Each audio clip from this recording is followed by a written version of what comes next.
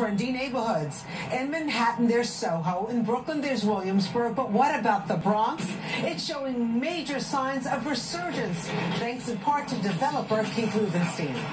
South Bronx, South Bronx, South Bronx, South Bronx. So what attracted you to this area over here? Well, I think a couple things. One is the beautiful old buildings that were in the neighborhood.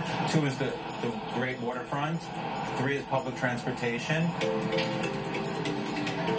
I've always been fascinated with the South Bronx, and not just to go to Yankee Stadium or other parts of the South Bronx for, passing in and passing out. And in 2014, I decided I want to come up here and look to see what we could do in terms of large-scale development, and use relationships that we have in art and fashion and nightlife and entertainment and sports and create something dynamic. And, when I came into this area, I kind of fell in love right away with the charm of it.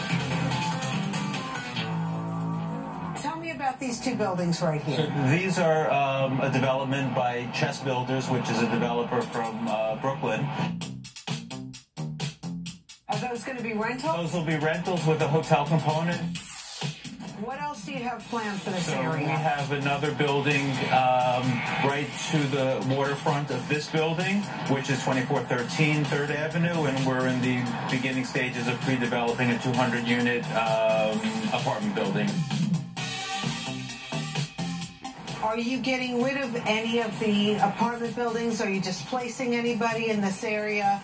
How does it work? And that's a very hot topic, displacement and gentrification. And I think what makes this a little different than some of the other large replanned communities is that I don't believe there is any displacement here, because what we're developing were all industrial sites that had been abandoned, proximity to not abandoned necessarily, but used for truck storage or parking or some other very heavy commercial use, and we're taking those uses and replacing them with great apartment buildings where people can live, both affordable housing and market rate housing.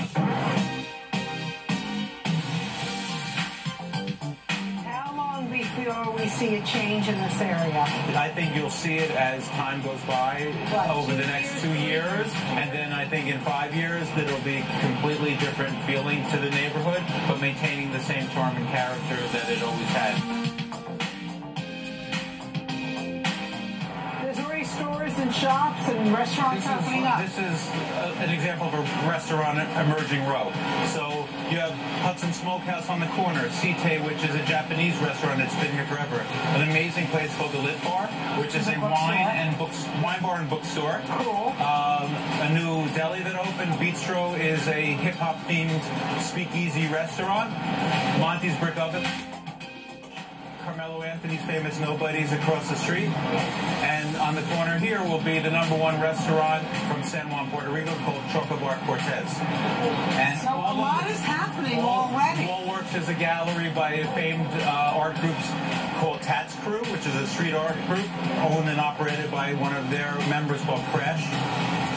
And Bruckner Boulevard is already transforming with new restaurants, shops, and galleries, and venues for people to go and services that are developed in the neighborhood. So what are you going to call this neighborhood? I'm not calling it anything. I think it is what it is. It's called Mott Haven. It's the South Bronx, and I think that's the best way to leave it.